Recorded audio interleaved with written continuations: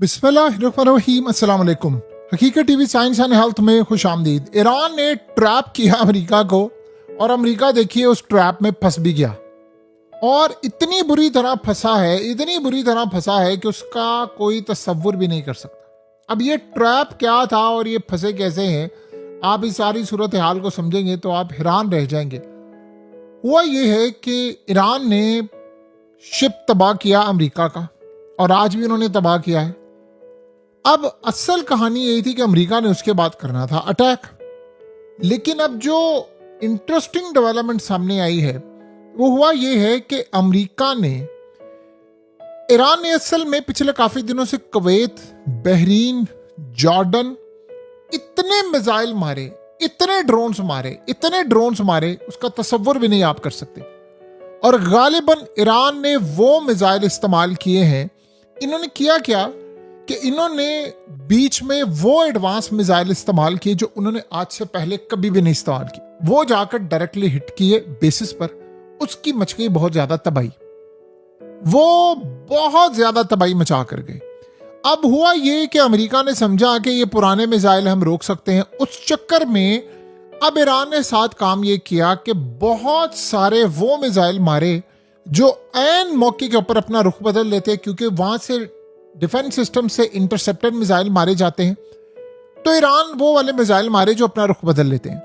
अब अमेरिका को ये लगा कि अब जितने भी मिसाइल आ रहे हैं वो सारे के सारे वो मिसाइल हैं जो ईरान न्यूज साइट पर इस्तेमाल कर रहा है, नए तर्ज के मिसाइल हैं। तो ये बड़ी तबाहकुन सूरत हाल। ईरान ने अब क्या किया, ईरान ने सारी सूरत हाल में चीजों का रुख टोटली बदल दिया। ईरान ने चीजों का रुख बदल दिया। अब ये बड़ी इंटरेस्टिंग डेवलपमेंट है कि ईरान ने ये रुख बदल दिया और ईरान ने ये सारे का सारा काम किया। मजे की बात यह है कि ईरान ने जैसे ही इन चीजों का रुख बदला है, बड़ी डेवलपमेंट ये हुई है कि अमेरिका के लिए सबसे बड़ा चैलेंज ये हुआ कि साथ में ईरान ने जो लो क्वालिटी मिसाइल थे वो भी मारने शुरू किए और वो बड़ी तादाद में मारे। अमेरिका के जो इंटरसेप्टेड मिसाइल थे वो इतने ज्यादा उन्होंने मारे, पहले वो कुछ छोड़ देते थे कि नहीं। अब पता ये चला है, वॉल स्ट्रीट जर्नल ने कहा है कि 100 गुना ज्यादा रफ्तार से अमेरिका के मिसाइल इस वक्त खत्म हो रहे हैं।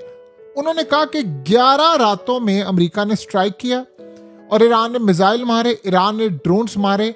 अब ईरान के ड्रोन्स कुवैत, बहरीन और जॉर्डन में जाकर हिट हुए, लेकिन जो अमेरिका के मिसाइल थे खास तौर पर वो ड्रोन्स को और इन चीजों को रोकने में नाकाम रहे और जिनको जाकर हिट किए वो पुराने तर्ज के मिसाइल थे। अब पता ये चला है कि आप ये सोचें, उन्होंने कहा है कि ईरान को 0% इसका खमियाजा भुगतना पड़ा, लेकिन अमेरिका के लिए चैलेंज ये है कि अमेरिका को ये बात समझ आ गई है कि उसके हाथ से गेम निकल गई है। यानी अमेरिका के लिए इतना बड़ा ये चैलेंज बना हुआ है कि जिसका तसव्वुर भी नहीं किया जा सकता। उन्होंने कहा है कि पहले 4 दिन में ईरान ने तकरीबन जो लड़ाई हुई थी खास तौर पर उसमें बड़ी तबाही मचाई, अमेरिका ने मिसाइल रोके। अब वो ये कह रहे हैं कि अब सिनेरियो यहाँ पर ये हुआ है कि आप ये सोचें कि जितनी हमें रिक्वायरमेंट है, मिसाल के तौर पर अगर एक मिसाइल की रिक्वायरमेंट है तो खर्च हमारे 132 मिसाइल हो रहे हैं। यानी आप ये सोचें कि जितने इस्तेमाल हो रहे हैं, रिक्वायरमेंट क्या है, लेट से अगर एक मिसाइल की रिक्वायरमेंट है तो उसके मुकाबले में 132 खर्च हो रहे हैं। तो आप ये सोचें कि पीछे से बन जो रहे हैं वो एक बन रहा है और उसके मुकाबले में 132 खत्म हो रहे हैं।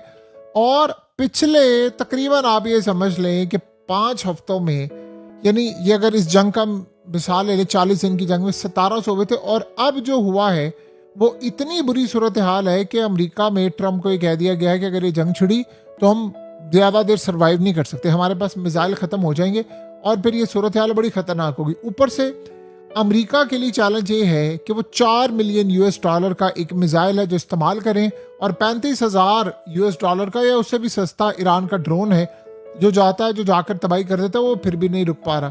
तो अब ये बात पता ये चल रही है कि अमेरिका के लिए जंग को कंटिन्यू करना बड़ा मुश्किल है। ऊपर से कह दिया गया है कि अगर अमेरिका ने ये जंग कंटिन्यू की तो फिर सूरत हाल अमेरिका के लिए खतरनाक होगी या नहीं होगी, पूरा खिता लरस जाएगा इससे और अमेरिका को कोई बचाने वाला नहीं होगा। ये सबसे बड़ा अमेरिका के लिए चैलेंज बना हुआ है कि फिर इसको बचाने के लिए कोई भी बंदा आगे नहीं आएगा और कोई सिनेरियो नहीं होगा और यही असल में अमेरिका को सबसे बड़ा गुस्सा ये चढ़ा हुआ है कि मेरे साथ इस वक्त जो यानी मुझे पंचिंग बैग बनाया हुआ है और मैं इस सारे खेल के अंदर कोई काम नहीं कर पा रहा।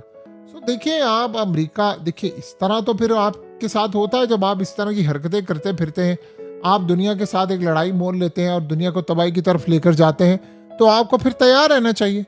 अगर आप हीट बर्दाश्त नहीं कर सकते तो आपको किचन में खड़े होने की क्या जरूरत है? एक बिल्कुल सिंपल सी बात है।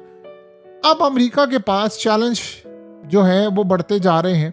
देखिए बमबारी ये करना कि जी मैंने रात को फिजाई हमले शदीद किए, वो शहर में किया है, फलाने किए, इधर किए, उधर किए, लेकिन क्या आप इस हमलों के नतीजे में कोई ऐसा इकदाम कर सके जिससे आपको कोई फ़ायदा हो? देखिए पासदारान इनकलाब के उर्दन में अमरीकी जो अड्डे हैं उन पर हमला हुआ है, उसमें उन्होंने रडार्स को भी तबाह किया है, उन्होंने ईंधन ज़खायर को भी निशाना बनाया है। जो असल में सबसे बड़ी सूरत हाल ये है कि अमरीकी फौजी अड्डे पर जो डिफेंस सिस्टम थे वो भी असल में नकारा हो चुके हुए हैं। तो आप ये सोचें कि ये अगर ऐसी सूरत हाल है तो अमरीका कितनी देर तक सरवाइव कर सकता है।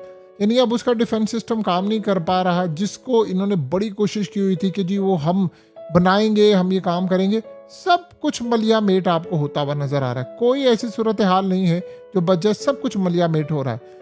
सो अब आप ये सोचें कि अमेरिका ने ईरान पर हमलों के लिए B-1 जो बॉम्बर तैयारे थे उसको भी इस्तेमाल करना शुरू कर दिया। इन्होंने असल में किया क्या है कि कल रात को जो अटैक किया है वो B-1 बॉम्बर से किया है। तो ईरान के साथ दोबारा इनकी जो झड़पें शुरू हुई हैं वो काफ़ी ज़्यादा ख़तरनाक थी, बड़ी हैरान कर देने वाली थी। ईरान के हवाले से समझ लें कि ईरान ने कहा है कि बिजली घरों पर हमला हुआ ना तो अमरीकी फ़ौज के जितने इत्तेहादी हैं और मेज़बान मुल्क हैं जहां पर अमेरिका के अड्डे हैं उनकी बिजली चली जाएगी, हम किसी सूरत बिजली कायम नहीं रहने देंगे। उन्होंने कहा कि पुल उड़ा देंगे, बिजली घरों को निशाना बना देंगे, फिर हम देखते हैं कि कौन कैसे बिजली के लिए मामला देखता है। देखिए सबसे बड़ा मसला ये है कि ईरान ने आज कुवैत में 3 अमेरिका के अड्डों पर ड्रोन हमले किए और वो सीधा जाकर अटैक किए। और उन्होंने कहा है कि असल में अमेरिकी फौज का जो असला था या जो लॉजिस्टिक्स सप्लाई थी, गुदाम थे, जो एयरबेस में ईंधन जखीरा करने की तनसीबात थी, हमने उसको निशाना बनाया और ये डायरेक्टली जाकर हिट हुआ और अमेरिका का हुआ बहुत ज़्यादा नुकसान। उसके अलावा उन्होंने कहा कि हमने MQ-9 ड्रोन्स की जो हैंगर्स थे उनको भी उड़ा दिया है, यानी पैट्रियट डिफेंस सिस्टम को भी उड़ा दिया है, हैंगर्स को भी उड़ा दिया है। बताएं कि अगर ऐसी सूरत हाल पैदा होती है तो फिर अमेरिका के पास जवाब में क्या रह जाएगा। यानी इतना ज़्यादा उसका नुकसान हो रहा है, इतना ज़्यादा उसका नुकसान हो रहा है कि जिसका तसव्वुर भी नहीं किया जा सकता। देखिए अमेरिका ने कतर एयरबेस में जो अपने तैयारे हैं वो भी हटा दिए हैं। काफ़ी ज़्यादा अमेरिका को चैलेंजिंग सिचुएशन का सामना करना पड़ा है।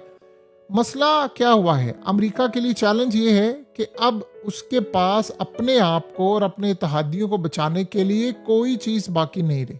यानी कोई एक सूरत हाल होती है कि ठीक है जी आप बाकी रहे, कुछ भी बाकी नहीं रहा। तो अब आप बताइए इस लंबी जंग में उसने करना क्या है? आप उस जंग में उतरने की कोशिश कर रहे हैं जो जंग आपको पता है आप जीत ही नहीं सकते। यानी आप कैसे इस जंग को जीत सकते हैं? आप उस जंग में एंट्री लेने की कोशिश कर रहे हैं जो जंग आपके काबू में नहीं है, जो जंग आप मैनेज नहीं कर सकते, तो आप कैसे उस जंग को जीत सकते हैं?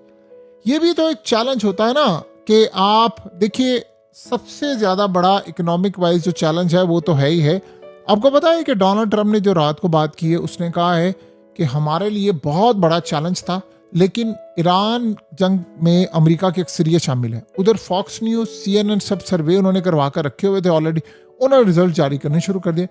80 से 90% लोग, एक चैनल ने कहा है कि खिलाफ है, एक चैनल ने 90% से ज्यादा, हर एक ने अपने अपने सर्वे करवाए और डिपेंड करता है टाइमिंग कौन सी है। लोग तंग आप पड़े हैं। और हुआ क्या है कि जब आप लोगों की राय के खिलाफ जाकर बात करते हैं तो लोग कहते हैं अच्छा ठीक है आने दो, बदला आ रहा है ना, मिड टर्म इलेक्शन चुन कर बदला लेंगे। ट्रम्प को ये पता है कि मिड टर्म इलेक्शन में इसको फारिग कर दिया जाएगा। उससे पूछा गया कि मिड टर्म इलेक्शन में तुम्हारे साथ क्या होगा, कहते क्या होगा, कुछ भी नहीं होगा। यानी वो इस बात को मानने को तैयार ही नहीं है कि मेरे साथ कोई काम होने के लिए जा रहा है। तो नहीं जी नहीं, ऐसा कुछ भी नहीं होगा, देखी जाएगी, ये मामलात होंगे, ऐसे होगा। सो अमेरिका जितनी मर्जी कोशिश कर ले, ये सरवाइव करने वाला इसका कोई सिनेरियो नहीं है, मूड भी नहीं है उनका कि हमने सरवाइव करना है। ये भी एक अलग बात है कि वो सरवाइव करने के मूड में भी नहीं है और उनको इस बात की कोई परवाह भी नहीं है। देखिए जब उनकी जो पार्लियामेंट है वो बिल पास कर देती है और बिल में ये चीज़ सामने आती है कि अमेरिका की फ़ौज और इसराइल की फ़ौज आज से एक होंगी, यानी अमेरिका पर हमला, इसराइल पर हमला, ये चीज़ें तस्वुर की जाएंगी। तो आप बताएं कि फिर ऐसे मुल्क के अंदर कौन ट्रस्ट करेगा? इसीलिए तो अमेरिकी डॉलर के ऊपर जो कभी ज़िंदगी में एक ट्रस्ट होता था वो ख़त्म हो गया। और इन्वेस्टर्स देखिए वो क्यों अमेरिका के साथ जाएंगे, क्यों जाना क्यों चाहेंगे? ये एक सिंपल सी बात है, ना अमेरिका को ऐसी सूरत हाल में कोई इंटरेस्ट है और ना ही उसको अपने आप को बचाने में। हकीकत टीवी साइंस एंड हेल्थ की इस वीडियो के नीचे कमेंट ज़रूर कीजिए, अपनी राय का इजहार ज़रूर करें और इस वीडियो को हर जगह शेयर करते हुए चैनल को सब्सक्राइब ज़रूर करें।